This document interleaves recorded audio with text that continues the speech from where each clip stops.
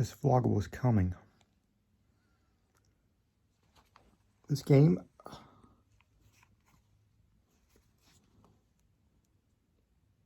well, I heard the first game, I was interested, and I didn't get the first game immediately. This, of course, would be the same company that does on PlayStation 4 what Vice City did for me on PlayStation 2.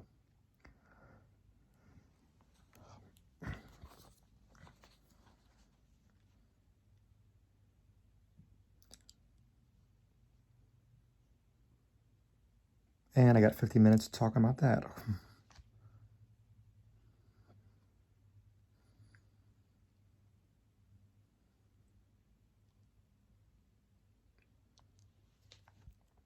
I mentioned this briefly in my other one, Video Games Do Furnish a Hobby, and I said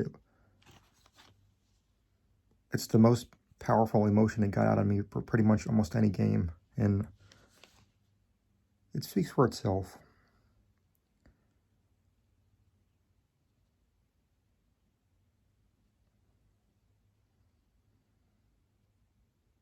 Different chapters have different feelings, and the later ones are thickened by the development.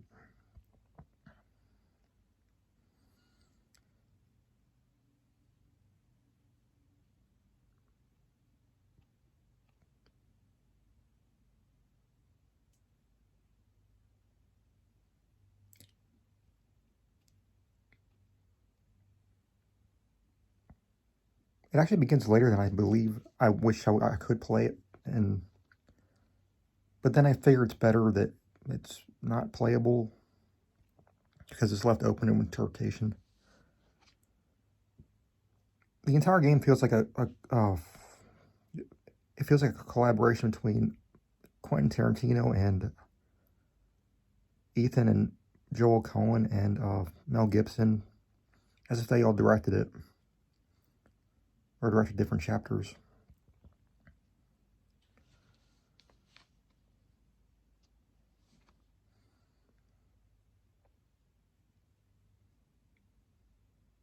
Because of the prologue, Coulter, it feels like Quentin Tarantino, like Hateful Eight, and Chapter 3 feels like Django Unchained.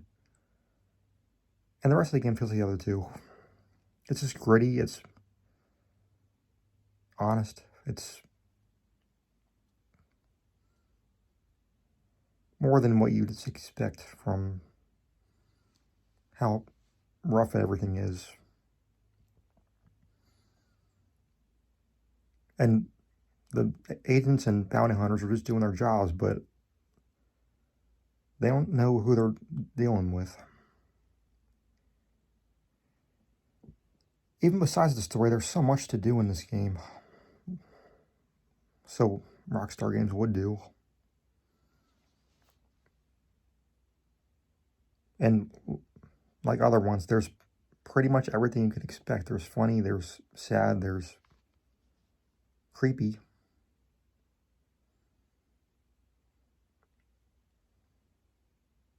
Even going to touch a pipe has a bit of a surprise when you get to the cabin.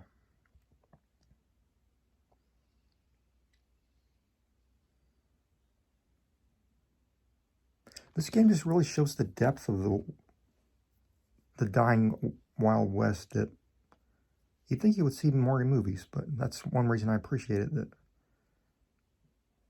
you don't see that enough. And this game has everything you could want from that. I'm already a Western fan from liking Louis L'Amour since my high school. And this feels like one of his stories, except he wouldn't explain some of the stuff in this game. Or be direct about it, at least.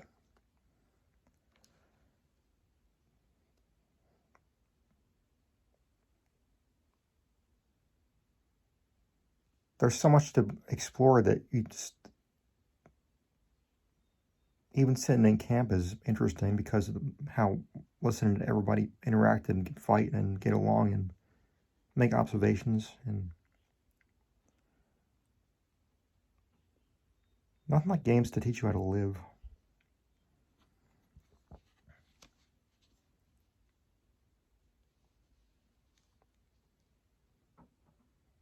There's pretty much set up to where you have to be an outlaw because there's like 20 people, and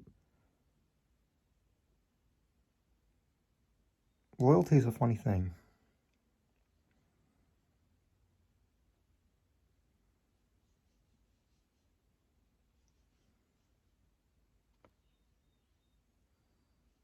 I had not seen it before playing this game, but I realized that Dutch Vanderland, the supposed ringleader of the gang, who's really not, who's Hosea, gives him his ideas, who I think Clint Eastwood would play in a film. But he looks like somebody from Deadwood. I'm pretty sure he's inspired by him.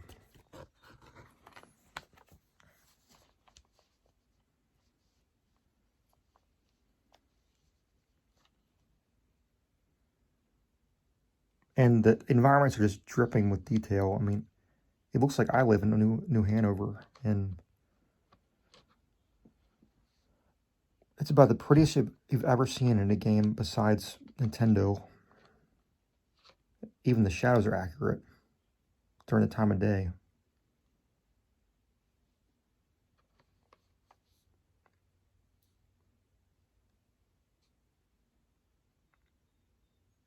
And this game is actually a prequel. So I'm glad I didn't play the first game first, because I thought it might have had spoilers, but not really.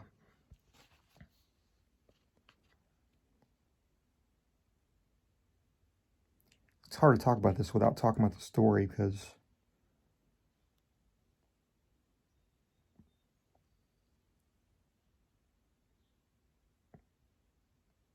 you think you know some stuff about a Western, but this is beyond that. This is beyond the definition of the genre.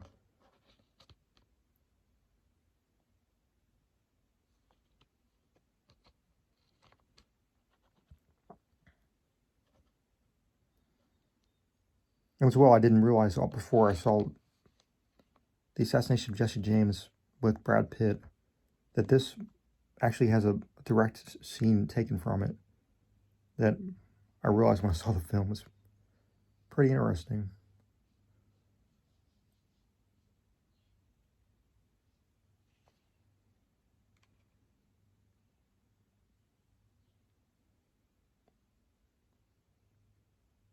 So even this game has homages to Hollywood.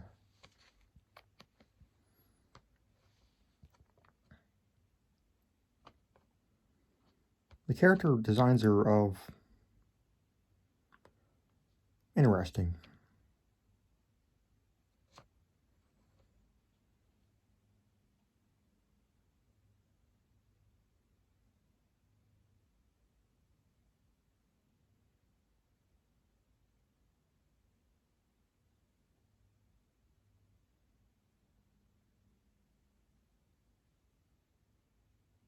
I'm debating whether to include this, but I thought if you know the term fan service, it kind of gives that for the females sometimes. And actually,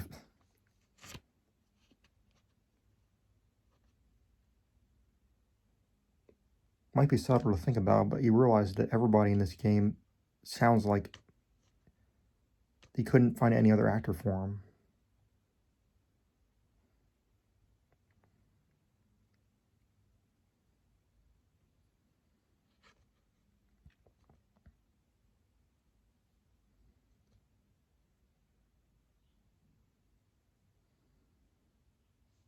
And it's similar to other Rockstar games. You just go around the map and you explore, and you go to the blips that it shows different colors, yellow for the story and white for the optional. And you can always do the optional later. And this game is technically 2 stories. I might talk about that in a spoiler video. It's 2 stories because the epilogue is a different story, but connected to the rest of it. That, like, everybody's sacrificing something for somebody else. And it's so complex, so overladen with goals and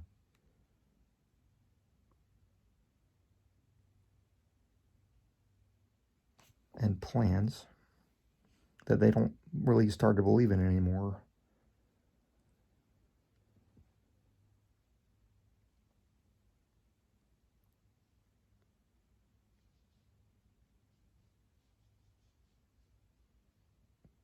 That life kind of shows you which way you should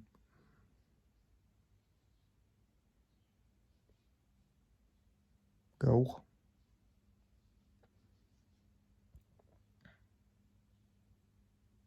I think my favorite character is Josiah Trelawney because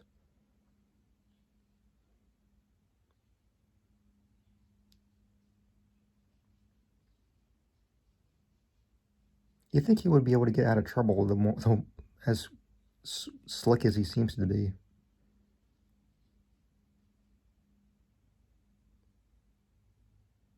Well, the slicker you are, the more easy you get in trouble, I suppose.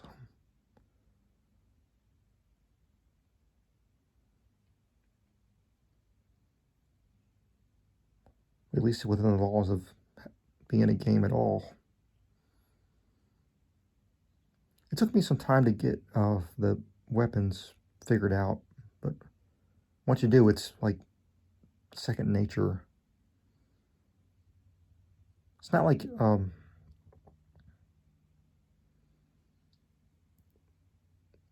other eras of PlayStation games, because I had to play other ones again, and I had to kind of remember how to do it.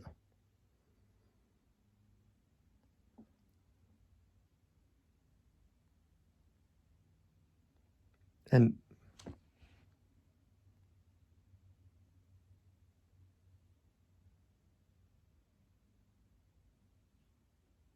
Blackwater, the robbery that's botched, you can't even go back there until the epilogue. So I thought that was interesting.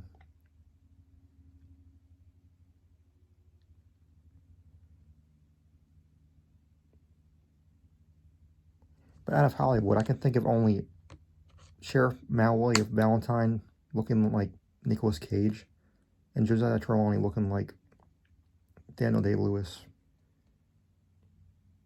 And of course, Hosea looks like Clint Eastwood, which is probably intentional.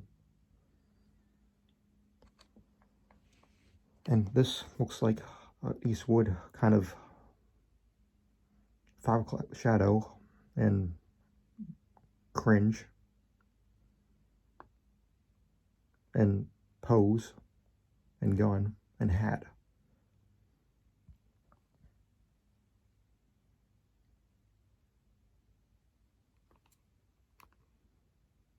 But unlike other ones, you have to eat, survive, you have to drink to give stamina and Deadeye for your focus on guns. And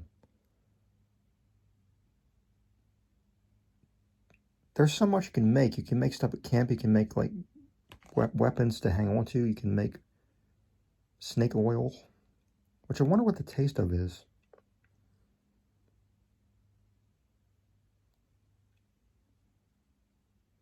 And the camp is multicultural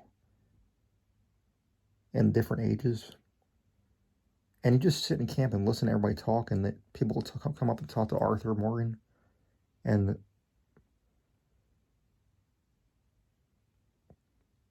he's got like dry sarcasm, and he's got like the most character development of everybody, because not just because he's the main character, but because of something else, which is part of my emotion.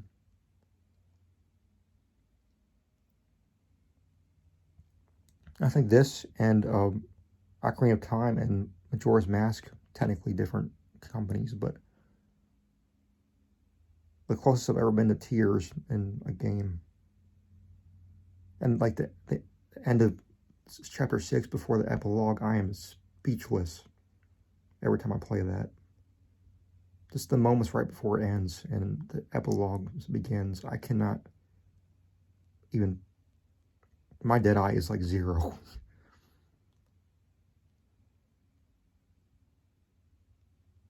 And Arthur dreams about a deer.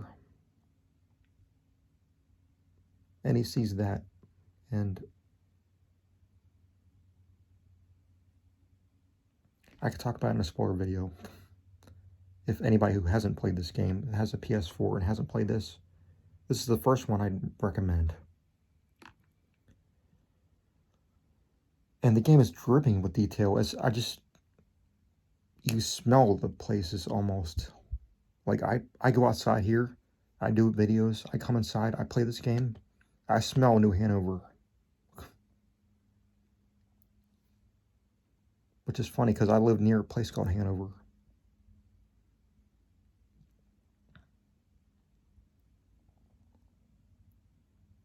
And my favorite places, one of them's Emerald Ranch.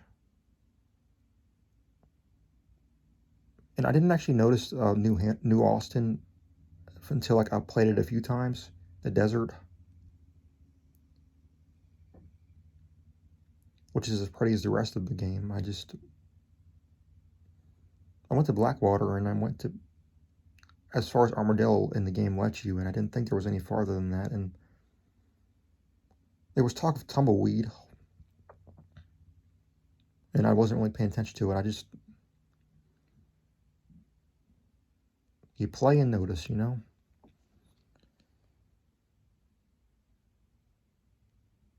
But you can get the shotguns and rifles and everything pretty much customized. You can get carvings. I like the snake or the scorpion or the deer.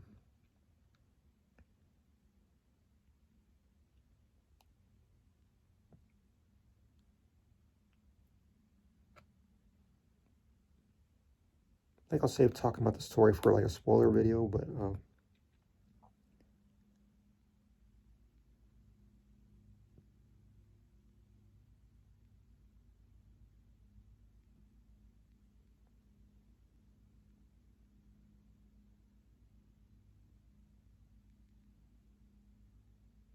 there's been stuff going on a while.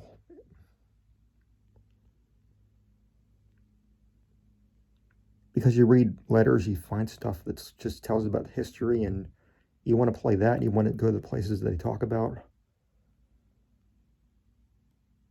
Like San Francisco and New York, and you get premium cigarette cards, and you get 20 of them, you can mail them and get something. You can get stuff from mailing stuff you find. Certain people tell you to mail it to them. And I think this game should be like taught in like history classes for like pretty much how close it is for its own thing, and yet shout outs to history and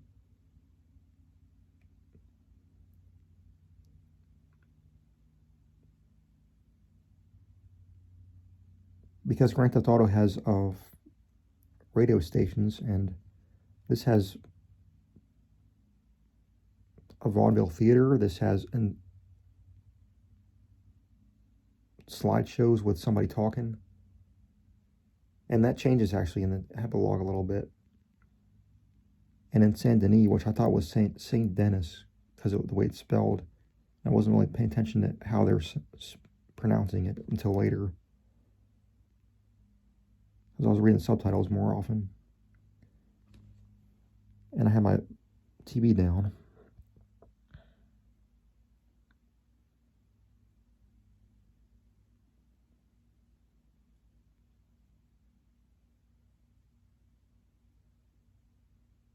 Like you can go up on the balcony in the epilogue.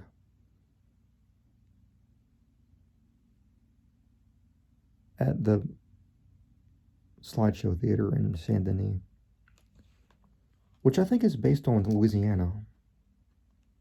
That and Blue Water Marsh.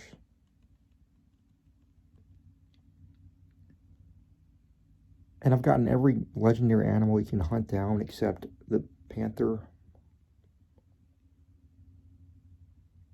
And you can craft stuff from the animals you kill, and you can make clothing, you can make trinkets.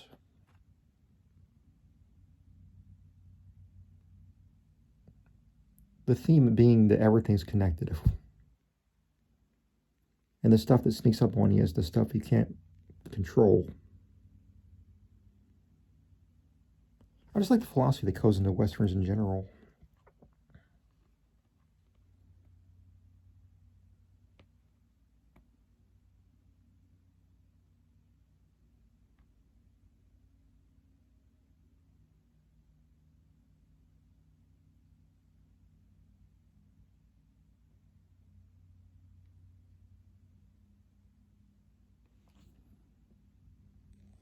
But chapter 6, chapter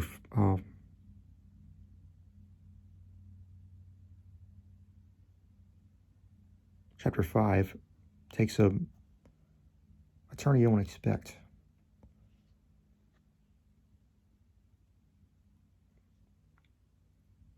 It takes a few turns you don't expect throughout the game that stay that way and don't help. But you get one idea and it happens, and it's not how you thought it would be.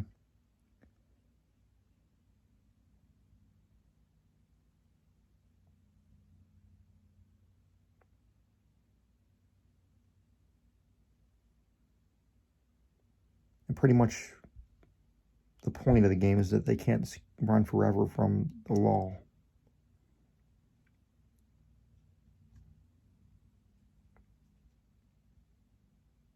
And every time they do, Dutch has another plan that they start not believing him anymore.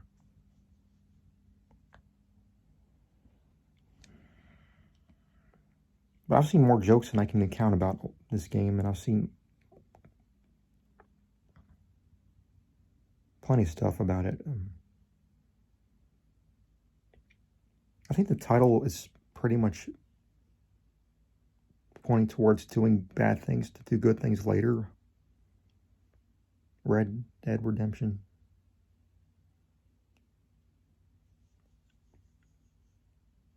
Like on the spot, they can't explain why they need money and who they're robbing. Because there's like nobody else out there. He robbed like 3 trains, and he robbed like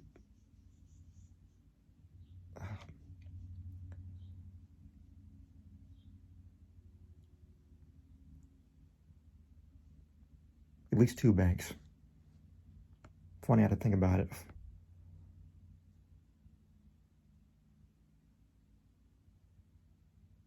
And it's where they do stuff that happens to be the biggest impact back to them.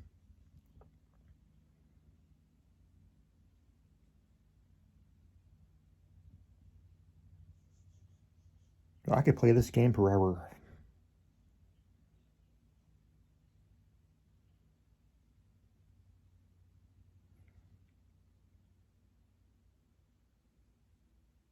You can get a lot of food, and the food you eat has different effects on you, and different amounts give certain different amounts of helping. And you can get drunk by accident if you drink moonshine and you drink gin.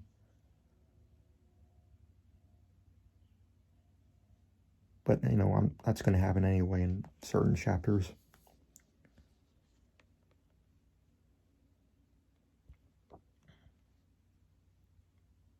And there's pretty much a theme of identity and breaking the barrier of it. And what will people think about you before you get to explain?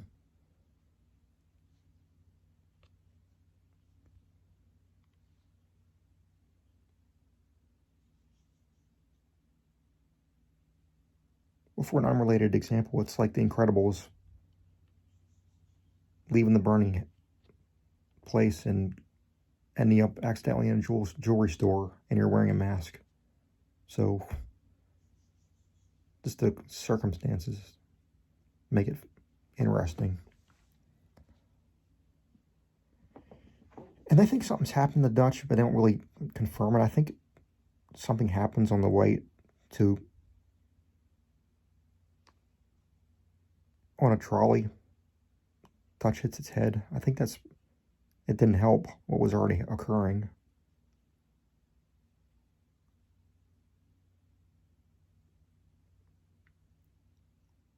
They questioned him for a while before that anyway.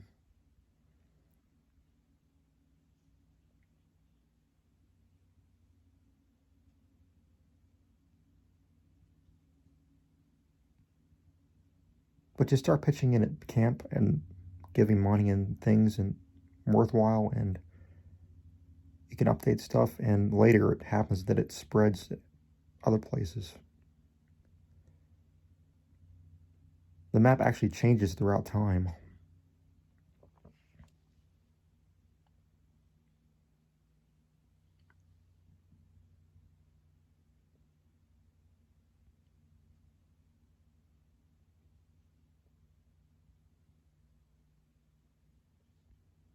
Not sure I have a favorite mission.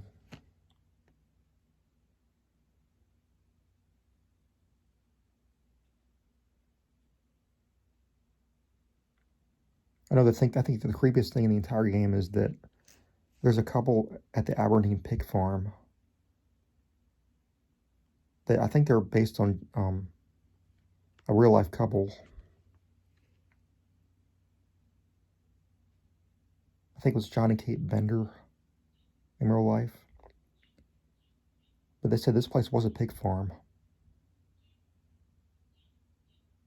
I say was a pig farm. So, and there's people who set you up. There's people who trick you, and people who actually have good intentions that you don't think would.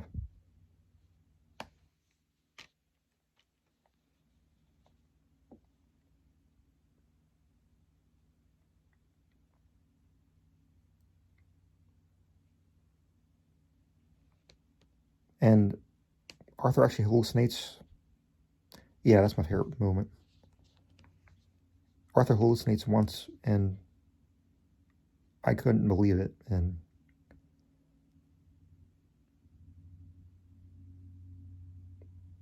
there's stuff that spreads throughout the game that appears other places you don't want to expect. But that's not even a moment with words. So I have a favorite mission. They're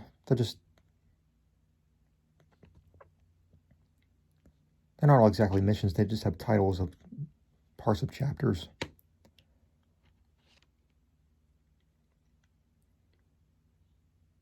Well, the chapters are based on locations. And actually, I realized that they have Arthur's handwriting because he has a journal. And he draws and writes stuff throughout, which inspires me. Maybe I should start making videos about like holding the script and reading it instead, because I might talk too fast or something.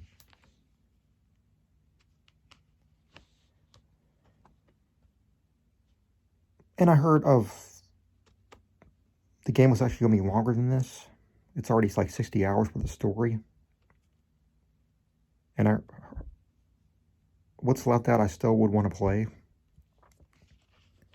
I read trivia about a Boston train robbery, and I think he fought agents on the train or something. And Arthur had a second love interest besides Mary. So I wonder what that would have been about.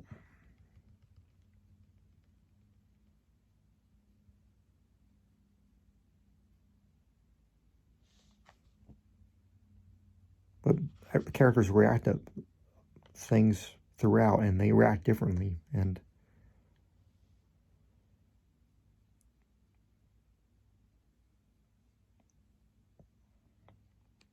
it just shows the amount of thought and depth put into these games. That I heard this game took like 8 years to make.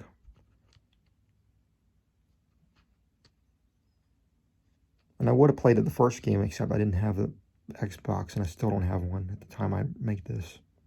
So I can just look it up and watch the walkthroughs. Although I think I like the graphics in this game better. Better graphics don't always mean it's not still fun. Or more than one, it doesn't have better graphics.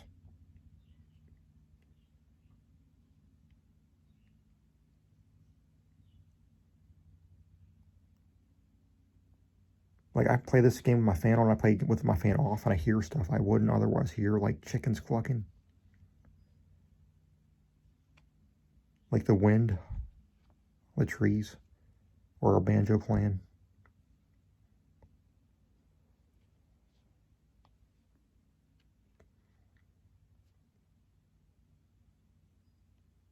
And Uncle is called Uncle, but you don't find it as real name. I think I've read it's Red Harlow or something. I'm not sure what the... I might have to play the first game to know who that is, but I just wonder why they don't say his first name or anything. They all call him Uncle. It must be a nickname.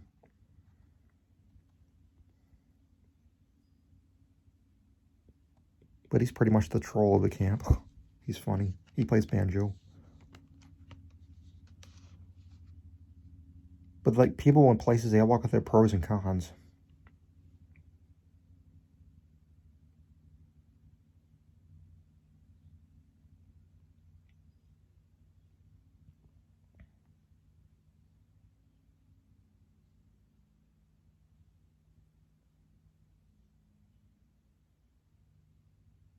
I thought Rainsfall was pretty well cast as Graham Greene, who was in Dances with Wolves, as Kicking Bird. So it's pretty authentic.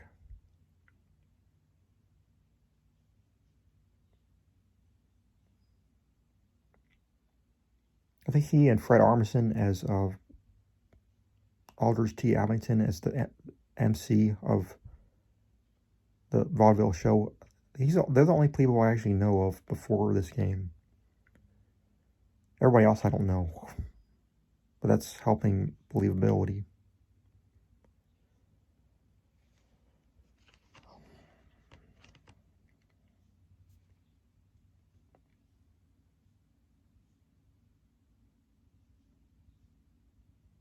And everybody pretty much meet as a history, like in real life. That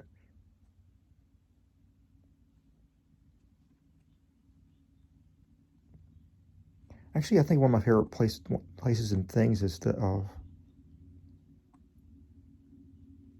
Javier wants to rob a family that talks in their own dialect.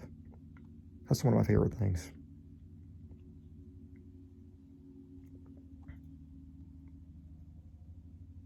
But there's different kinds of, as he calls it, freakish people that you wonder are the things like how they got there and how long they've been there. I can't really explain it. I just have to say, compared to those directors I talked about, because they have layers like that, and they play with material like I do. And the Braithwaite and the Gray's conflict in Chapter 3, it definitely feels like Quentin Tarantino. And like they mentioned Romeo and Juliet before, I thought they would say it. They said it.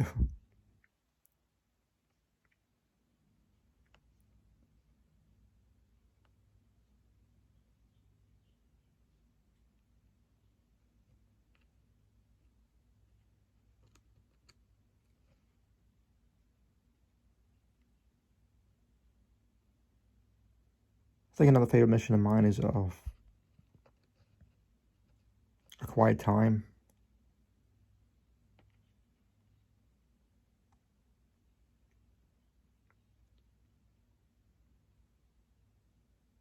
And I like how this game plays with stuff.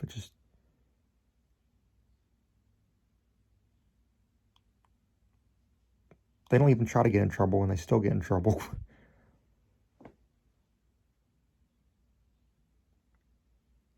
Arthur tries to take Lenny for a good time to calm down after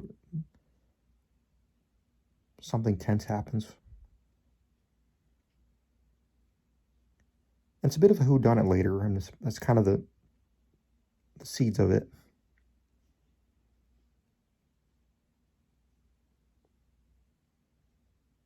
And I didn't get it right, but he takes him to calm him down. It takes him to Valentine's saloon, and they start drinking, and everybody looks like Lenny later when Arthur's like plowed. And that and walking in on somebody with a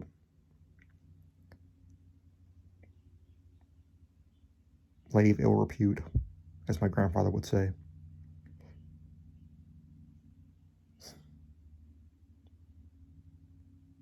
Where there's depth, there's humor.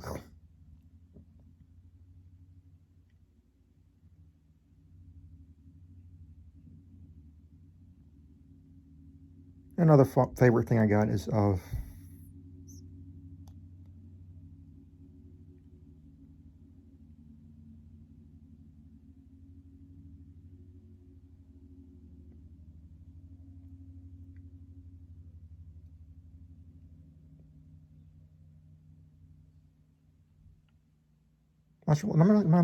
not really sure why they're my favorites, but I like how they just play out. And Arthur goes to Van Horn and finds these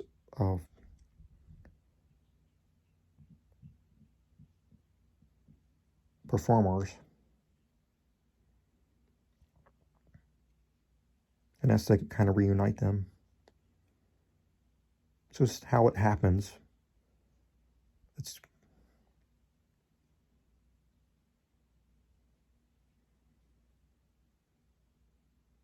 better the questions aren't answered, besides what the game gives. It's hard to explain any of this. I just talk about it in a spoiler video later, but I'm just trying to give the bare minimum of what I can without spoilers, and I hope I'm doing a good enough job.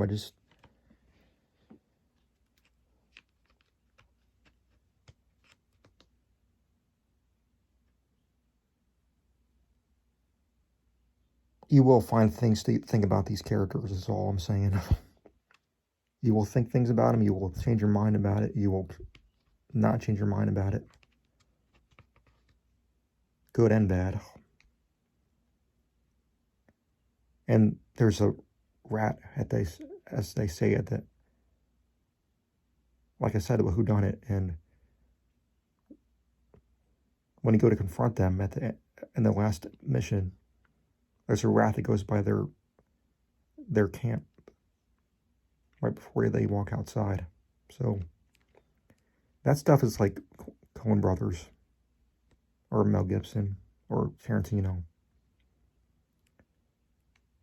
I kind of wish you could spend more time in New Austin, but there's not really a lot there. It's pretty, but I need something to do.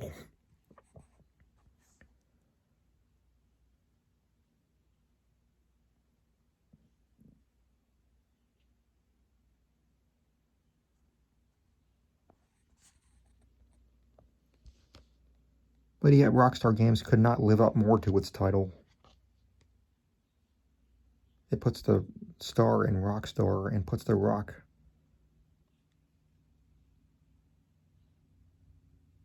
in the role.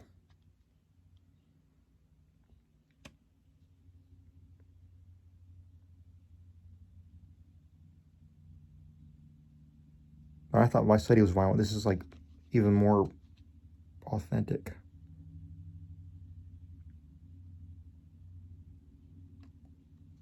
You have to compromise for kind of uncomfortable missions, but that aren't really even fleshed out, really. You just go by what they say, but a piece of paper with somebody's face on it isn't going to explain everything when you get there. So you wonder some things.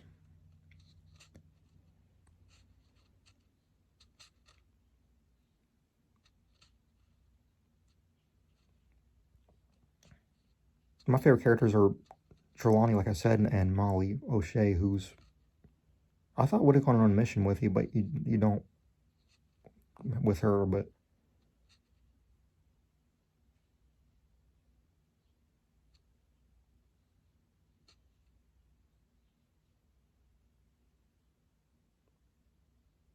I really felt something towards her and Arthur, even though Arthur thinks he could have been with Abigail had John Marston not been with her. He thinks he could have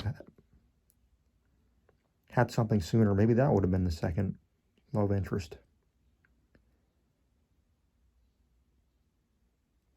This game could have still been longer. I kind of wish you could play the botched robbery, like I said, but then Arthur wasn't even on the boat, so I understand that. And I think Agent Milton, who's like the antagonist or one of them, looks sort of like I think the actor's name is Pete Postlethwaite. So maybe they inspired by certain actors. But I will probably talk more about the story later. I just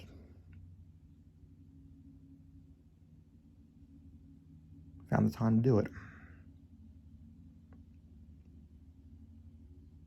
I like every place in this game. I like everybody because of why I don't like them sometimes.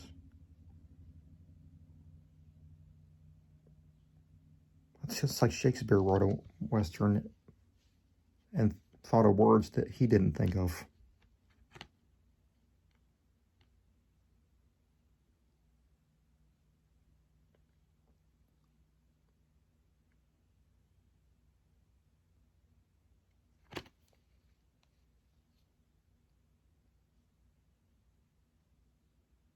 But I was happy I got a PS4, and I'm even more happy I got this game, because this is my favorite game of all my PS4 games so far.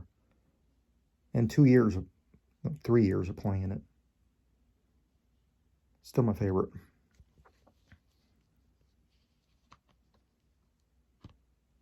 And I still find stuff to talk about. I still find stuff to think about. I can make more vlogs about this. This is technically my second.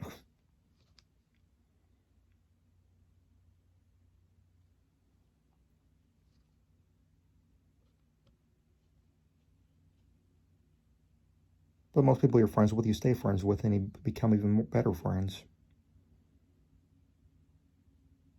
And there's some things loyalty can't change.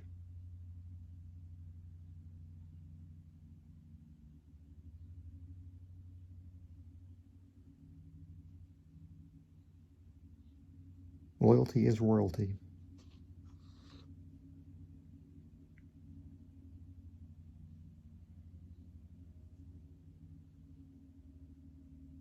Even rhyme with somebody, you talk to them, and you get to know them just by that. So, 2 ears, 1 mouth.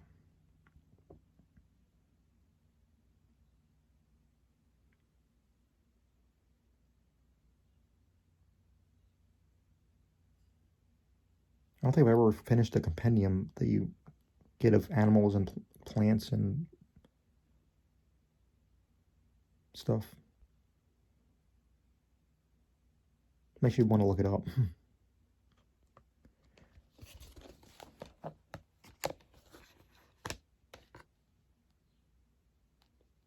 I think later I'll look at this map in here and talk about some places that come to mind.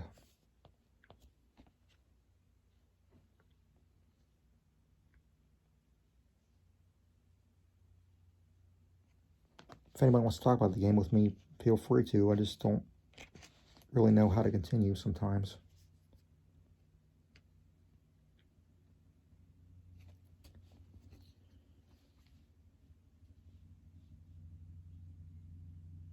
You get enough of a glimpse of everybody and everything, you pretty much need to, so helps imagination enough.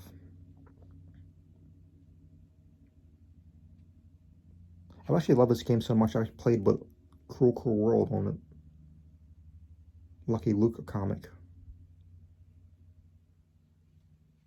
And that actually plays the instant you're able to go to Blackwater, so... And that's a Willie Nelson song. That surprised me. So, the people they get for these games, it's crazy. They're not even really games, they're experiences.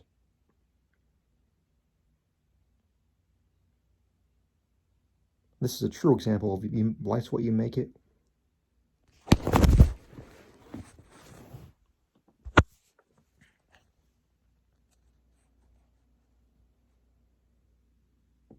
Sorry. When that's even a Vice City song first.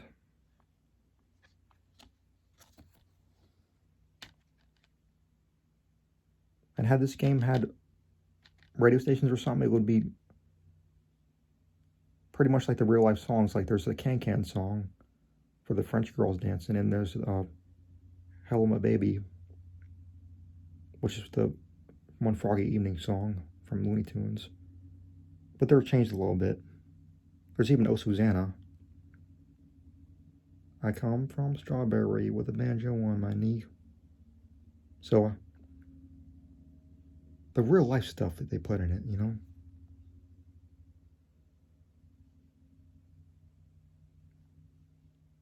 Just every second of this game you played is so much to appreciate. You don't even know where, like you don't even know where you're gonna end up standing or sitting, or drinking from the water, or washing your hands or face when the game starts after the black and white photographs.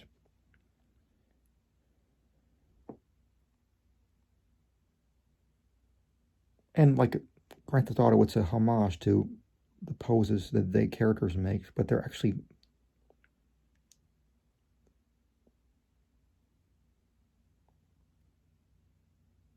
you forget that it's motion capture, you know?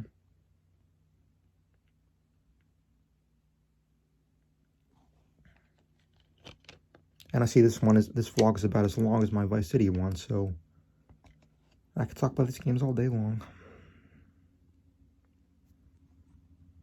But I especially appreciate Weston's even more now because of this. I wonder what Louis L'Amour would think of this game.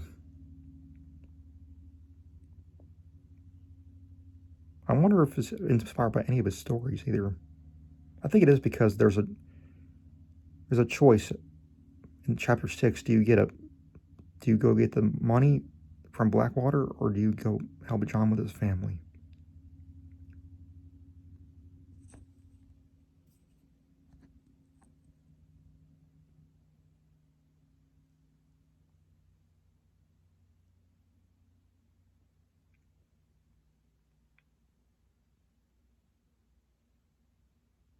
It's not just a matter of pressing a button.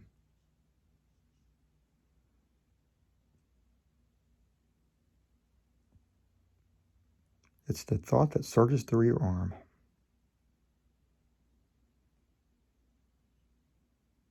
As much as me with a pencil. As much as anybody with one.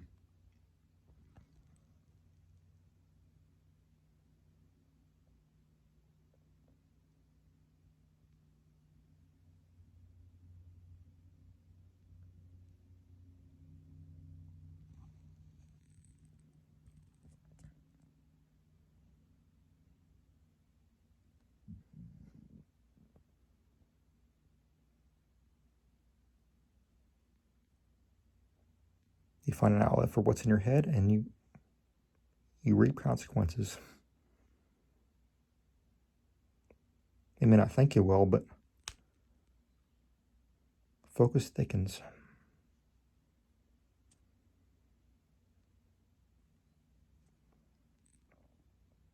I'm happy I lived in the era for this game and pretty much everything else I praise on here.